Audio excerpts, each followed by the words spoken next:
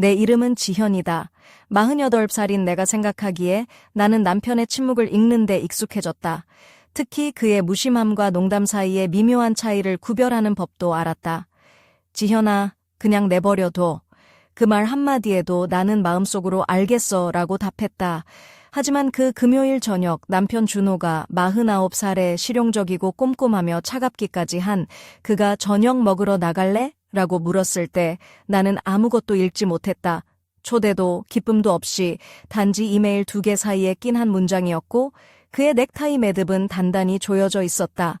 우리는 경상남도 하동에 살고 있었고 나의 오래된 친구 수진이 남편 태현과 함께 하동에서 가까운 구례로 이사한 지 얼마 되지 않았다. 수진은 43살로 자유분방한 웃음과 진실만을 말하는 입담을 가진 여자다. 태현은 36, 키가 크고 어두운 머리를 가진 남자로 숨기지 않는 강렬한 에너지를 풍겼다. 그는 요리를 잘했다. 수진은 태현을 여름 같다고 했다. 뜨겁고 짧지만 흔적을 남기는 그런 여름. 나는 얇은 끈이 달린 검은 원피스를 입었다. 등이 살짝 드러나는 디자인이라 마치 내 피부가 내게 말을 거는 듯했다. 발에는 낮은 샴페인색 하이힐을 신고 미세한 세로 줄무늬가 있는 투명 스타킹을 신었다. 아무도 눈치채지 못할 나만의 작은 치명적인 매력, 바로 이 스타킹이었다. 목에는 카자흐스탄 카잔에서 선물 받은 파란 만호가 달린 은목걸이를 걸고 귀 뒤에는 장미향이 나는 향수를 살짝 뿌렸다. 머리는 대충 올린 듯한 높고 느슨한 롤빵 머리로 목덜미가 살짝 드러났다. 준호는 나를 보고 마치 잘못 넘긴 달력 한 장처럼 쳐다봤다. 이제 출발하자. 그 말밖에 하지 않았다. 구례에 있는 수진의 집은 오래된 한옥으로 나무와 유리가 조화를 이루고 있었다. 식탁 위에는 라벤더 꽃집들이 흩어져 있었고 벽난로에서는 은은한 불꽃 소리가 들려왔다. 수진은 나를 따뜻하게 안아주었고 그 순간 나는 마치 붉은 카펫이 깔린 거실에 들어선 듯한 기분이 들었다. 태현이 주방에서 2잔의 매화주를 들고 나왔다. 그의 미소는 눈동자부터 반짝였고 내 이름을 부를 때는 마치 내 이름이 입안에서 녹아내리는 것처럼 부드러웠다. 나는 가방을 한 손에서 다른 손으로 옮기며 등줄기에 닭살이 돋는 걸 감추려 애썼다. 가벼운 대화로 시작했다. 일, 여행, 시간. 우리가 느끼지 못하는 것을 합리화하는 소재들. 수지는 우리 사이를 음악처럼 움직이며 준호의 어깨를 가볍게 건드리고 그의 건조한 농담에 조금 더 크게 웃었다. 그녀는 술을 따라줄 때 너무 가까이 몸을 기울였다. 나는 보고 있었지만 아무 말도 하지 않았다. 태현은 내 맞은편에 앉아 있었고 인내심으로 가득 찬 눈빛을 가졌다. 그는 드물게 나를 보았지만 그가 시선을 마주칠 때면 그 눈빛은 오래 머물렀다. 빵을 자르는 그의 손길에도 의도가 느껴졌다. 새로운 집들이 좋지? 수진이 말했다. 오래된 친구들 덕분이지. 준호가 딱딱하게 대답했다. 그리고 아직 우리가 모르는 일도 있지. 태현이 나에게 눈길 한 번 주지 않고 덧붙였다. 나는 매화주를 한 모금 마셨다. 그 술은 진하고 당당했다. 얼굴이 뜨거워졌다. 대화는 여행으로, 레스토랑으로, 그리고 커플 이야기로 흘러갔다. 수지는 모든 것에 대해 자신만의 이론과 도발을 가지고 있었다. 알죠? 대부분 사람들은 턱을 손에 괴고 생각해요. 열정이 알아서 돌아오는 길을 찾을 거라고 믿죠. 준호가 빈정거리는 듯 웃었다. 나는 식기를 정리했다. 불안할 때마다 몸의 질서를 바로잡는 습관이었다. 지현아, 너는 어떻게 그 길을 지키니? 수진이 날 찔렀다. 내가 주말에 구워 먹는 고기 때문이라고 하려다 말았다. 침묵이 나를 막았다. 태현이 살짝 몸을 숙였다. 우리 사이에 작은 비밀 같은 거리였다. 가끔 누군가가 너를 보고 있다는 걸 기억시키는 게 필요해. 내 발끝이 그의 발에 닿았다. 우연인 듯하지만 우연이 아니었다. 그 접촉은 도망가지 않았다. 그것은 존재감이었다. 몸이 생각보다 먼저 반응했다. 나는 몸을 떼었다가 다시 닿았다. 그는 기다렸다. 내가 다시 손을 뻗었을 때 그의 눈빛은 흔들리지 않았다.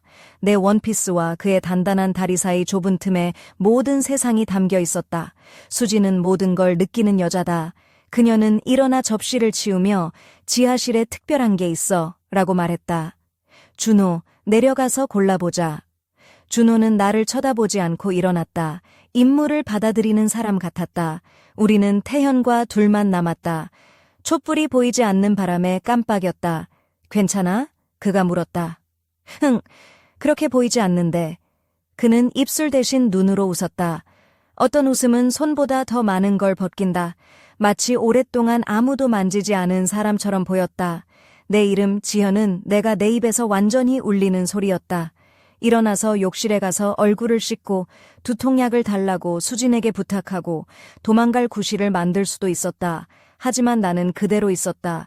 그의 손이 테이블 위에서 내 쪽으로 미끄러져 컵, 냅킨, 그리고 거의 내 손목까지 닿았다가 멈췄다. 무언의 질문 같았다. 돼도 될까? 나는 숨으로 대답했다. 피부가 피부를 만났다. 충돌이 아닌 인식이었다. 손가락 2개가 딱 그만큼 딱 그 순간만 잊고 있던 나를 되찾기에 충분했다. 내 몸이 기억한다는 것을. 수진이 병을 들고 돌아왔고 준호가 따라왔다. 태현은 자연스럽게 손을 떼서 내 손이 허공에 멈췄다. 아무도 보지 못한 죄책감 같았다. 술을 따르고 웃고 수진은 마치 디저트 이야기하듯 말했다. 커플들이 습관을 바꾸면 어떻게 될까 생각해 본 적 있어? 여행을 더 많이 가겠지. 준호가 느긋하게 말했다. 아니면 하룻밤에 침대도 더 자주 바꾸겠지. 수진이 미소 지으며 말했다. 그 미소는 밤의 벨벳처럼 달콤했다. 나는 깜짝 놀라지 않았다. 차갑게 준비됐지만 불꽃은 아니었다. 나의 웃음은 가늘게 새어나왔다. 태현은 웃지 않았다. 준호가 모든 걸 평가하잖아. 누가 이기는지. 수지는 그의 어깨에 너무 친밀하게 턱을 괴며 말했다. 내 안에서 오래된 질투와 해방감이 섞인 무언가가 팝소리 내며 터졌다. 우리는 거실로 옮겨 레코드판 위에 앉았다. 오래된 재즈가 따뜻하게 속삭였다. 수지는 준호에게 옛날 구례 여행 사진을 보여달라고 했다. 둘은 너무 가까이 앉아 있었고 나는 그들 속에 없던 기억들의 웃음소리가 섞여 있었다. 태현은 내게 와인을 다시 부었다. 말하지 말아야 할 것을 말하지 말아야 했다. 그러나 말하지 않는 것이 있고 하지 말아야 할 것도 있다. 는 그의 눈빛이 몇 초간 나를 꿰뚫었다. 누군가가 네가 단지 조심스럽게 사는 게 아니라는 걸 상기시켜줄 때까지. 그는 옆에서 나를 지켜봤다. 나는 테라스로 나가 숨을 쉬었다. 밤은 포도와 젖은 정원 냄새가 났다. 그가 뒤에서 다가오는 걸 듣기도 전에 느꼈다. 나는 차가운 난간에 기대었다. 내 안에 경계가 흐려질 때 나는 경계가 필요했다. 지현아, 그가 불렀다. 그는 너무 가까워서 작은 것들이 보였다. 턱선, 아래 입술의 작은 흉터, 거칠게 흐트러진 머리카락 한 가닥. 아무것도 증명하지 않아도 돼. 그 누구에게도. 알아. 나는 비뚤어진 미소를 지었다. 떨어졌다가 다시 일어나는 사이의 웃음. 난 남아. 그와 내 입술 사이의 거리는 우스울 정도로 짧았다. 첫 번째 접촉은 빠르고 거의 실수였지만 그 순간 바로 잡혔다. 두 번째는 이미 실수가 아니었고 세 번째는 진실이었다. 거칠지 않았고 확실했다. 그의 손은 내 몸, 내 피부가 항상 진실을 말하는 곳으로 미끄러졌다. 나는 숨을 참았다 내쉬었다. 그리고 나 자신이 아니게 되었다. 2걸음 뒤로 물러섰다가 다시 다가갔다. 알아. 그가 말했다. 그리고 멈출게. 그는 멈췄다. 관대함은 때로 충동보다 더 아프다. 나는 안으로 돌아가 얼굴을 씻고 머리를 다시 묶었다. 그리고 지현이라는 가면을 다시 썼다. 앉아 물을 마시며 떨리는 손을 진정시켰다. 수진이 내 친구처럼 날 가늠하는 눈으로 바라봤다. 괜찮아? 응. 모든 게 달라졌어. 그녀가 내 대신 말했다. 준호가 손을 뻗었다. 늦은 밤이었다. 태연이 접시를 치우며 커피 마실 사람? 물었다.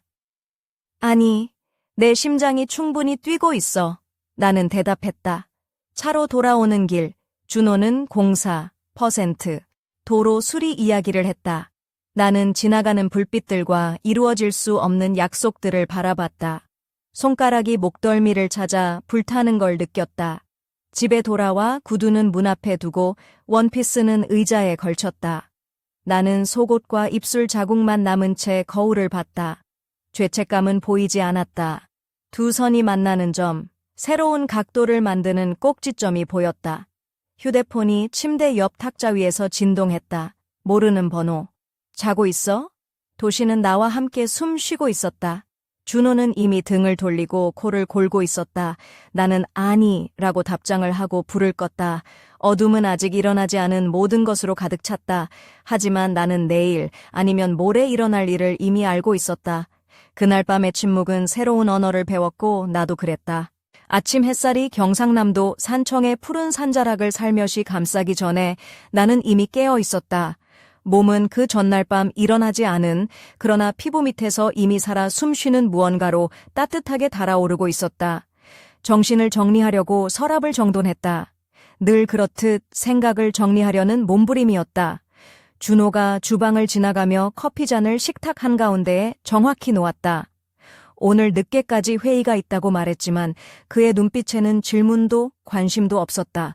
단지 업무의 기계적 연속일 뿐이었다. 점심 무렵 수진이 메시지를 보냈다. 오늘 저녁 다시 우리 집으로 와. 안 마신 술병들이 기다리고 있어. 나는 화면에 뜬 메시지를 보며 가볍게 한숨을 내쉬었다. 준호가 그 알림을 보고 먼저 대답했다. 우리 간다 라고. 산만한 기분을 쫓아내려 애썼지만 사실 나는 그 어느 때보다 산만했다. 크림색 리넨 블라우스에 소매를 3-4로 걷고 모래빛의 하이웨이스트 바지를 입었다. 속에는 은은한 그래파이트빛 레이스 속옷을 입고 있었다. 내게는 수진이 선물한 작은 장미 펜던트가 달린 은목걸이를 걸었다. 장미향과 레몬 껍질 향기가 손목과 귀 뒤에서 부드럽게 퍼졌다. 발에는 낮은 가죽 로퍼를 신었다. 욕망은 가끔 발끝에서부터 시작된다는 걸 알기에 수진의 집은 여전히 따뜻했다. 프라하에서 가져온 카다멈과 구운 고추향이 부엌에 감돌았다. 재즈가 귀에 속삭였고 턴테이블 바늘이 먼지를 휘저으며 음악은 살짝 더듬거렸다. 사람 냄새가 났다. 수진이 양 볼에 입을 맞추며 나에게 말했다. 서울에서 온 신입 같아. 그런데 훨씬 예쁘네. 나는 예의상 웃었지만 마음속으로는 그럼 난 경상도 하동에서 온 멋쟁이니까 라며 혼잣말을 했다. 태현은 부엌에서 나왔다. 검은 앞치마를 두르고 팔을 걷어붙인 모습, 그 팔에 난 가벼운 상처들이 주방일의 흔적이었다. 지현, 그가 내 이름을 부르며 내 옆에 앉았다. 그의 천이 천을 통해 전해졌다. 마치 약속처럼. 준호와 수진은 옛날 하동장터에서 찍은 사진을 보며 웃고 있었다. 그들의 웃음은 나를 포함하지 않는 기억 속에서 울려 퍼졌다. 태현은 나를 보며 요리 좋아해? 라고 조용히 물었다. 그의 목소리는 내 발목에 묶여있는 듯했다. 노력 중이야. 내가 대답했다. 네가 진짜 원하는 건 뭐든 시도한다고 믿어. 그의 말에 나는 매화주를 한 모금 삼켰다. 준호는 눈치채지 못했다. 수진이 말했다. 지현아, 너는 어떻게 그 길을 지키니? 나는 대답하지 않았다. 침묵 속에서 태현의 손이 내 손 가까이 움직였다. 직접 닿지는 않았지만 숨결처럼 가깝게. 나는 그와 함께 테라스로 나갔다. 바람은 나무와 비누 냄새를 품고 있었고 복도는 좁았다. 어제 생각했어. 태현이 말했다. 하지 말아야 할 걸 했다고. 나도 생각했어. 나는 대답 대신 숨을 내쉬었다. 그는 내 귀에 살며시 속삭였다. 이 향수는 위험해. 내 목덜미가 전기처럼 찌릿했다. 테라스에선 준호가 열정을 담아 숫자를 읊었고 수지는 그 옆에서 너무 가까이 웃었다. 태현은 내 뒤에 서서 따뜻함으로 내 허리를 감쌌다. 그의 손은 내 허리에서 동전 하나 떨어질 거리였다. 단 한 개의 동전. 나는 스타킹의 미세한 줄무늬가 종아리 아래로 팽팽하게 당겨지는 것을 느꼈다. 목걸이도 살짝 흔들렸다. 우리 사이의 침묵은 등뼈를 따라 무릎까지 내려와 자리를 잡았다. 춤출래? 수진이 느린 노래를 틀며 말했다. 준호가 수진의 손을 잡았지만 그의 꺼려하는 척하는 태도는 2초도 가지 못했다. 나는 혼자 앉아 잔을 들고 있었다. 태현이 내 손을 내밀었다. 받아줘. 난 못 쳐. 내가 이끌게. 나는 일어섰다. 그의 손이 내 허리로 미끄러지자 내 몸은 물을 마신 듯 숨을 쉬었다. 처음 몇 걸음은 서툴렀다. 내 것이었기에. 그러나 그가 리듬을 잡자 나는 그저 맡겼다. 이마는 충분히 떨어져 있었고 눈은 그렇지 않았다. 그의 시선이 날 붙잡았다. 그의 손바닥의 따뜻함이 내가 잊고 있던 언어로 나를 데려갔다. 음악이 끝나도 우리는 바로 놓지 않았다. 수진이 손뼉을 쳤다. 준호가 웃었지만 나를 보지 않았다. 우린 밤새도 돼. 태현이 속삭였다. 나는 거의 그래 라고 말할 뻔했다. 주방에서 수지는 커피를 준비했고 나는 창문에 비친 내 얼굴을 바라봤다. 두 눈이 다시 내 것 같았다. 태현이 조용히 말했다. 그는 너를 못 봐. 그는 내 남편이야. 그리고 네가 지금 진짜야. 그 순간 나는 흔들렸다. 커피는 마법을 깨뜨렸지만 밤은 늦게 끝났다. 차 안에서 준호는 침묵했다. 그의 손은 운전대 위에서 평온했고 아무것도 변하지 않은 듯 했지만 모든 게 변했다. 집에 돌아와 밑카신을 벗고 차가운 타일 바닥 위에 맨발로 섰다. 레이스가 덮인 블라우스는 피부의 비밀 같았다. 나는 손끝으로 목걸이를 만지며 내 퍼즐의 종소리를 느꼈다. 휴대폰 화면이 빛났다. 아직도 내 향기가 난다. 라는 메시지였다. 나는 바로 답하지 않았다. 준호의 자고 있는 등을 바라봤다. 나는 그 등을 신성하게 지켜왔다. 과연 지킬 가치가 있는 걸까? 다음 날 아침, 나는 예전과 같지 않았다. 아침 햇살이 산청의 산등성을 부드럽게 감쌀 때 나는 거울 앞에 서 있었다. 거울 속 내 모습은 어제와 같지 않았다. 마치 오래된 영화를 다시 보는 듯 낯설면서도 익숙한 얼굴이 나를 바라보고 있었다. 나이 들어가는 얼굴에 비해 눈빛은 더 예리해졌고 입술에는 살짝 번진 장밋빛 립스틱이 고독하게 빛났다. 오늘은 특별한 날이었다. 수진과 태현과의 저녁 약속이 있었기 때문이다. 나는 거실에 놓인 책장을 정리하며 마음을 다잡았다. 서랍 속 옷들도 하나하나 정리했다. 마음도 같이 정돈하고 싶었다. 하지만 머릿속은 여전히 복잡했다. 준호의 무심한 태도, 태현의 미묘한 시선, 수진의 거리낌 없는 웃음이 뒤섞여 머릿속을 맴돌았다. 그날 저녁 하동의 수진 집 앞에 섰다. 오래된 한옥의 대문은 반쯤 열려 있었고 안에서는 웃음소리와 와인잔 부딪히는 소리가 은은하게 새어나왔다. 나는 부드러운 다크 그린 원피스를 입고 발에는 블랙 에나멜 하이힐을 신었다. 원피스는 몸에 꼭 맞았지만 도발적이지 않은 선에서 우아함을 잃지 않았다. 목에는 은으로 된 작은 장미 목걸이를 걸었고 머리는 살짝 웨이브를 넣어 흘러내렸다. 손목에는 수진이 준 얇은 은팔찌가 빛났다. 문을 열고 들어서자 수진이 빨간 립스틱을 바른 입술로 활짝 웃으며 나를 맞았다. 지현아, 오늘도 빛나고 있네. 그녀의 목소리는 따뜻하면서도 장난스러웠다. 나는 예의상 웃으며 답했다. 서울에서 온 신입 같다고 하더니 진짜 서울 여자 같네. 부엌에서는 태연이 검은 앞치마를 두르고 요리를 하고 있었다.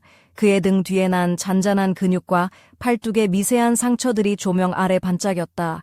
그는 나를 보더니 살짝 미소를 지었다. 그 눈빛은 마치 불안한 바다의 파도처럼 깊고 복잡했다.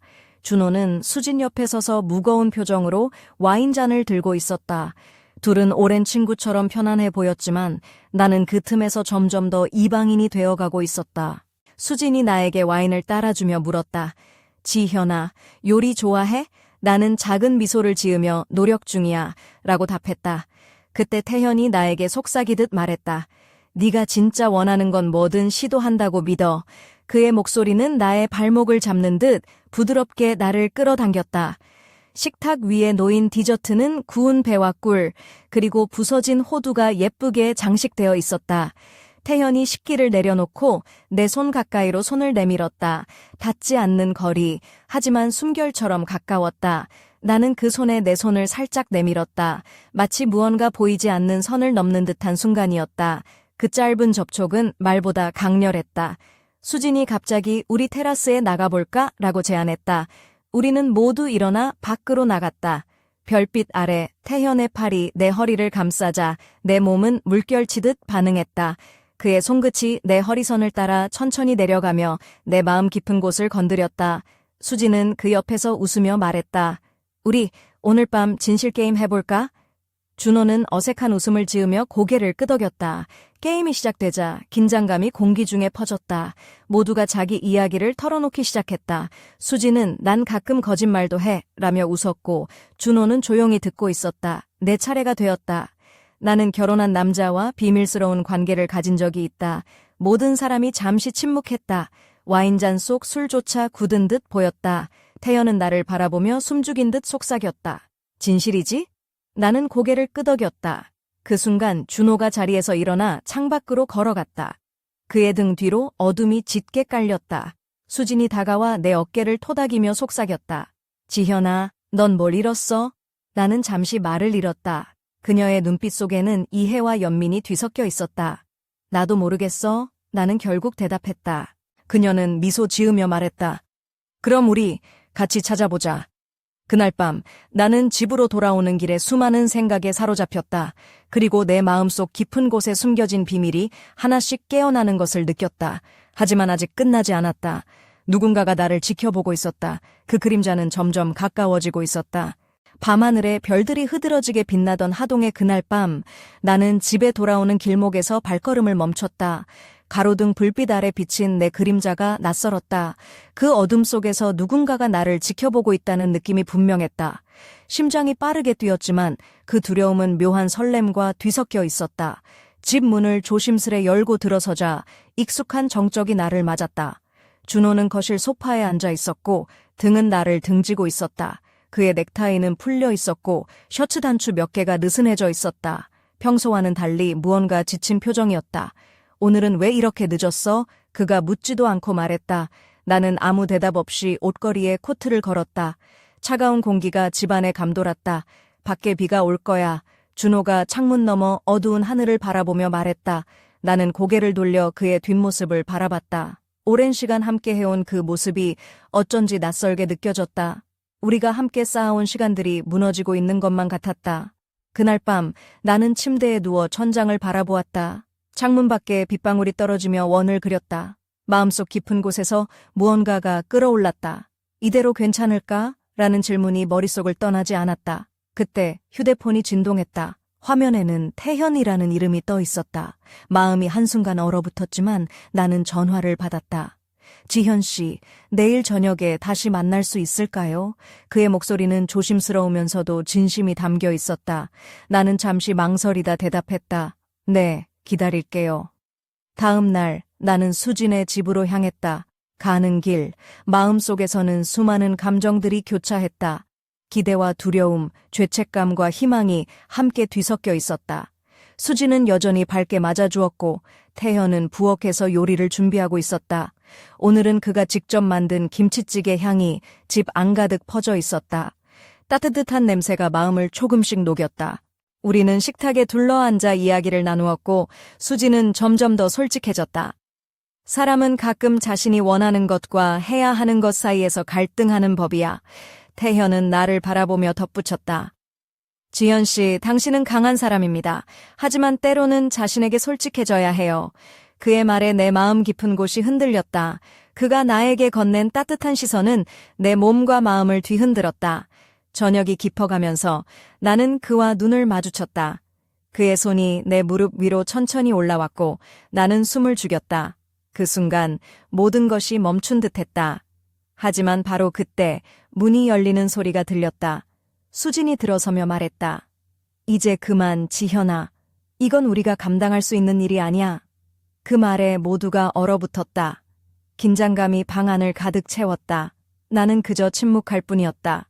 마음속 깊은 곳에서 무언가가 무너지고 있었다. 그날 밤 집으로 돌아오는 길, 나는 누군가의 시선이 다시 나를 쫓고 있음을 느꼈다. 그것은 단순한 감정이 아니었다. 무언가 혹은 누군가가 내 삶에 깊숙이 들어오고 있었다. 나는 알았다. 이 이야기는 아직 끝나지 않았다는 것을, 그리고 다음 장은 훨씬 더 위험하고 훨씬 더 뜨거울 것이라는 것을. 비가 내린 다음 날 아침, 산청의 공기는 촉촉하고 차분했다. 나는 거울 앞에서 다시 한번 내 모습을 바라보았다. 짙은 녹색 원피스는 여전히 몸에 잘 맞았고 블랙 하이힐은 어제보다 더 날씬해 보였다. 손목에 감긴 은팔찌가 햇빛에 반짝였다. 하지만 마음은 여전히 흔들렸다. 지난밤의 긴장감과 그들의 말들이 머릿속을 맴돌았다. 밖으로 나서자 촉촉한 대지 냄새와 함께 감도는 매화꽃 향기가 나를 감쌌다. 나는 수진이 추천한 작은 카페, 달빛 정원으로 향했다.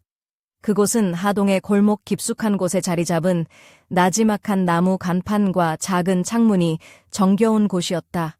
카페 문을 열고 들어서자 부드러운 재즈 음악과 커피 향기가 나를 반겼다. 나는 창가 자리에 앉아 따뜻한 라떼를 주문했다. 창밖으로는 빗방울이 남긴 물방울이 나무 잎에 맺혀 반짝이고 있었다.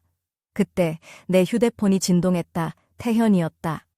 오늘 저녁에 시간이 되어 수진과 함께 작은 저녁 모임을 하려 해요. 그의 메시지에 나는 잠시 머뭇거리다가 네, 가겠습니다. 라고 답했다.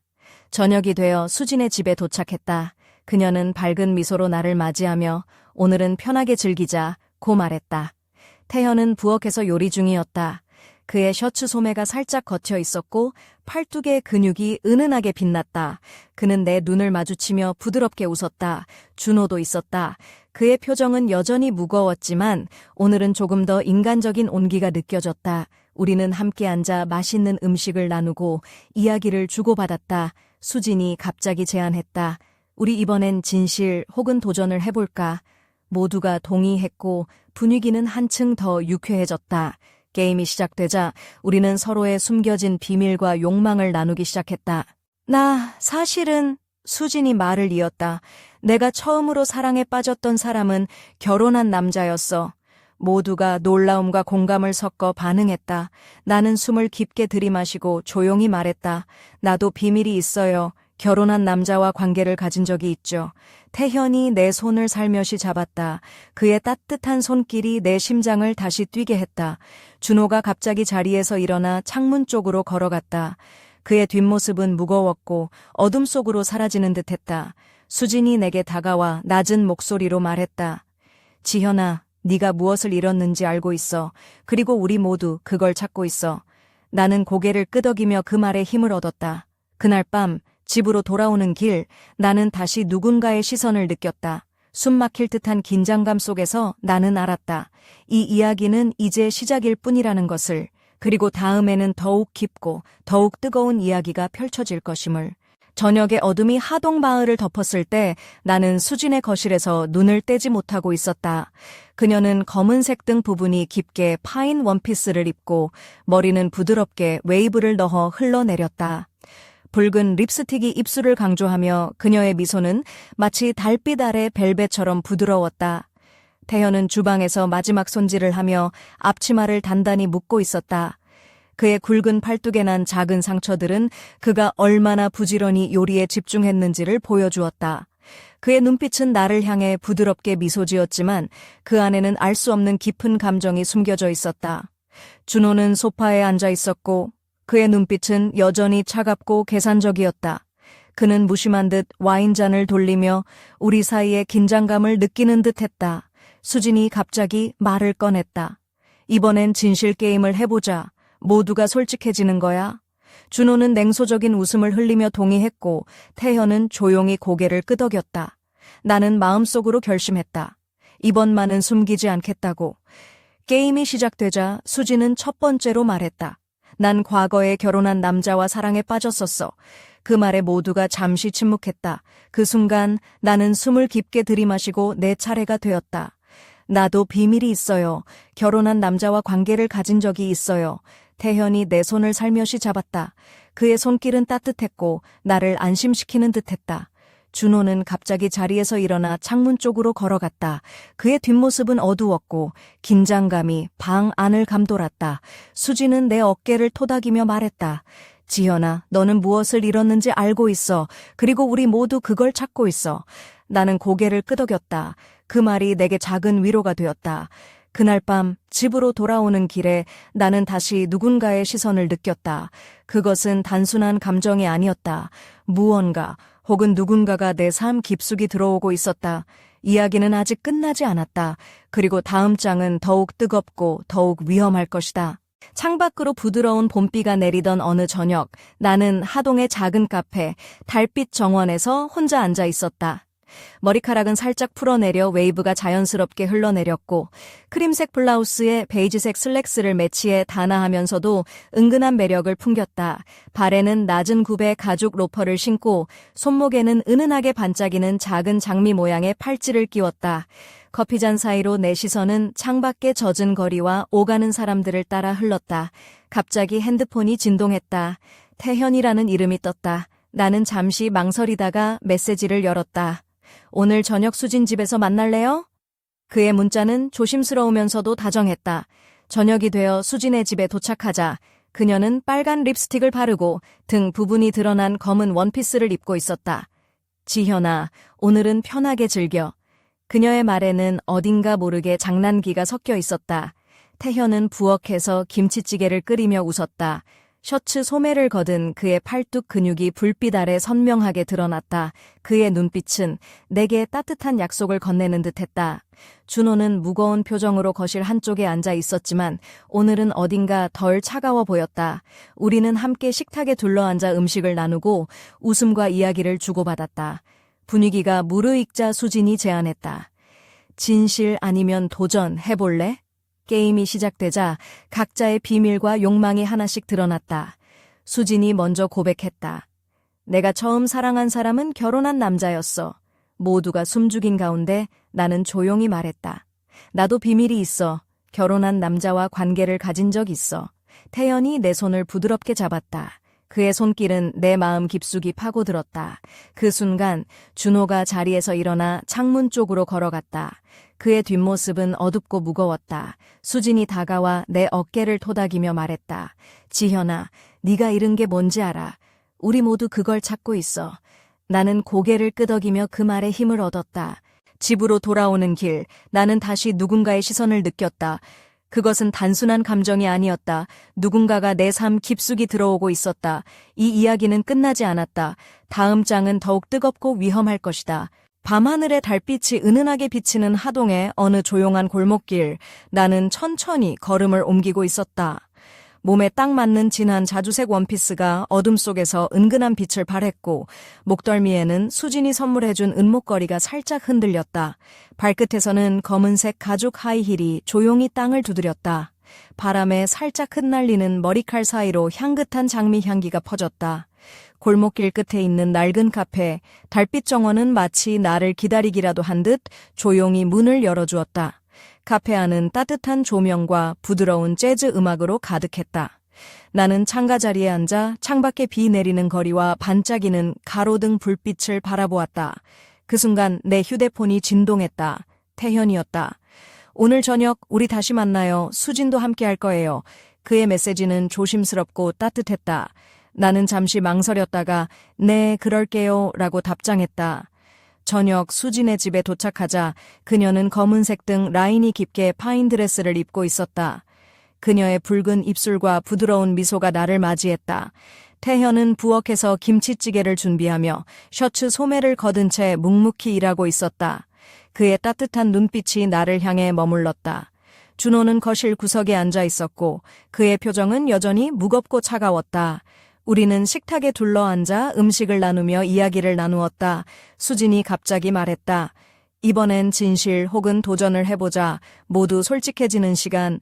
게임이 시작되자 각자의 비밀과 욕망이 하나씩 드러났다. 수진이 먼저 고백했다. 내가 처음 사랑한 사람은 결혼한 남자였어. 모두가 숨죽인 가운데 나는 조용히 말했다. 나도 비밀이 있어. 결혼한 남자와 관계를 가진 적 있어. 태현이 내 손을 살며시 잡았다. 그의 손길은 따뜻했고 나를 안심시키는 듯했다. 준호는 갑자기 자리에서 일어나 창문 쪽으로 걸어갔다. 그의 뒷모습은 어둡고 긴장감이 방 안을 감쌌다. 수진은 내 어깨를 토닥이며 말했다. 지현아, 네가 잃은 게 무엇인지 알아. 우리 모두 그걸 찾고 있어. 나는 고개를 끄덕였다. 그 말이 나에게 작은 위로가 되었다. 집으로 돌아가는 길, 다시 한번 누군가의 시선이 내 뒤를 따랐다. 그것은 단순한 감정이 아니었다. 무언가 혹은 누군가가 내 삶 깊숙이 들어오고 있었다. 이 이야기는 아직 끝나지 않았다. 그리고 다음 장은 더욱 뜨겁고 더욱 위험할 것이다. 저녁의 고요가 하동마을을 감싸던 어느 날, 나는 집 안거울 앞에 섰다. 진한 와인색 원피스가 내 몸을 부드럽게 감싸며 목덜미에 걸린 은목걸이가 은은하게 빛났다. 머리는 자연스럽게 웨이브를 주어 흘러내렸고 붉은 립스틱이 입술을 강조했다. 발끝에는 검은색 하이힐이 균형을 잡아주었다. 그날 밤 수진의 집에서 열린 모임은 무거운 공기 속에서도 어딘가 긴장감이 흐르고 있었다. 수진은 등 부분이 깊게 파인 검은 원피스를 입고 그녀 특유의 자신감 넘치는 미소로 우리를 맞았다. 태연은 부엌에서 요리를 하면서도 내게 따뜻한 눈빛을 보냈다. 준호는 거실 한켠에 앉아 있었고 그의 차가운 눈빛은 방 안의 긴장감을 더했다. 우리는 식탁에 둘러앉아 와인잔을 기울이며 이야기를 나누었다. 수진이 제안했다. 이번엔 진실 게임을 해보자. 숨겨둔 이야기를 털어놓는 거야. 게임이 시작되자 각자의 비밀이 하나씩 드러났다. 수진은 결혼한 남자와 사랑에 빠진 적이 있다고 고백했다. 나는 숨을 깊게 들이마시고 결혼한 남자와의 관계를 털어놓았다. 태현이 내 손을 부드럽게 잡았다. 그의 손길은 내 마음을 어루만졌다. 준호는 갑자기 자리에서 일어나 창문 쪽으로 걸어갔다. 그의 뒷모습은 어둡고 무거웠다. 수진이 내 어깨를 토닥이며 말했다. 지현아, 네가 잃은 게 뭔지 알아. 우리 모두 그걸 찾고 있어. 나는 고개를 끄덕였다. 집으로 돌아오는 길, 다시 누군가의 시선을 느꼈다. 그것은 단순한 감정이 아니었다. 누군가가 내 삶 깊숙이 들어오고 있었다. 이 이야기는 끝나지 않았다. 다음 장은 더욱 뜨겁고 위험할 것이다. 어느 깊은 밤, 하동의 고요한 골목길을 따라 나는 천천히 걸었다. 짙은 밤색 원피스가 몸에 부드럽게 밀착되어 달빛 아래 은은하게 빛났다. 검은 하이힐이 차가운 돌바닥을 가볍게 두드렸고 목에 걸린 작은 은목걸이가 살짝 흔들렸다. 머리칼은 자연스럽게 흘러내려 어깨를 감싸 안았다. 집에 도착했을 때 문 앞에서 멈춰 섰다. 내 안에는 복잡한 감정들이 뒤엉켜 있었다. 침묵 속에서 들려오는 빗방울 소리와 함께 나는 깊은 숨을 들이켰다. 안으로 들어서자 어둠 속에서 준호가 나를 기다리고 있었다. 그의 눈빛은 차갑지만 동시에 무언가 결심한 듯 단단했다. 그는 넥타이를 느슨하게 풀고 있었고 손에는 와인잔이 들려 있었다. 지현아, 그가 낮게 말했다. 우리가 감추고 있던 모든 침묵에는 대가가 있어. 나는 아무 말도 하지 않고 그를 바라보았다. 마음속 깊은 곳에서 불꽃이 피어올랐다. 그때 휴대폰이 진동했다.